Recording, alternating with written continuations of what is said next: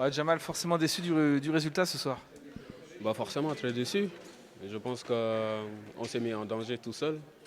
Et puis en France, c'était pas trop ça. Et puis on a joué un peu à la baballe à la première mi-temps. Et puis avec ce but concédé, ça nous a un peu fait mal.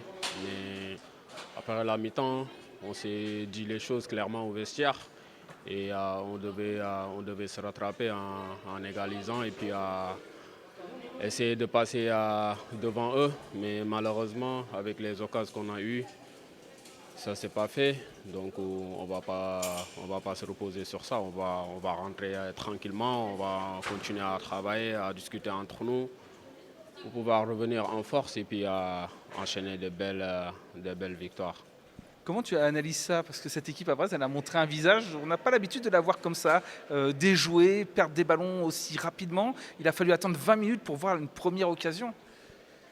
Bah, après, on sort d'un match complet contre Caen et puis avec le physionomie. Et ce soir, tu te retrouves à Charletti, pas mal, pas mal de, pas mal de supporters. Bah, forcément, ça démotive un peu. Mais on n'a pas trop pensé sur ça. Du coup, nous, on s'est dit que forcément, ce soir, il fallait la gagne, il fallait la victoire. C'est ce qu'on venait chercher ici. Et puis malheureusement, on repart avec 0 point. Donc comme je vous ai dit, on va rentrer tranquillement et puis préparer les échanges qui vont venir plus tard et puis qui sont très importants. Jamal, est-ce qu'il y a l'inquiétude? Est-ce qu'il y a le spectre de cette série? Vous vous rappelez de la fameuse série de 8 matchs en victoire dans la première partie de saison? Ça fait déjà 4 ce soir. Est-ce qu'il y a l'inquiétude de revivre une série négative comme ça? Non, pas forcément. Après, bon, dans une, dans une partie de nos têtes, on y pense un peu quand ça ne va pas. Mais il ne faut pas focaliser sur ça. Nous, on sait nos qualités, on sait qu'est-ce qu'on peut apporter sur le terrain. Et puis, il y a les cadres, on va essayer de parler entre nous comme des hommes et puis continuer à travailler et de faire ce qu'on faisait dès le début de la saison.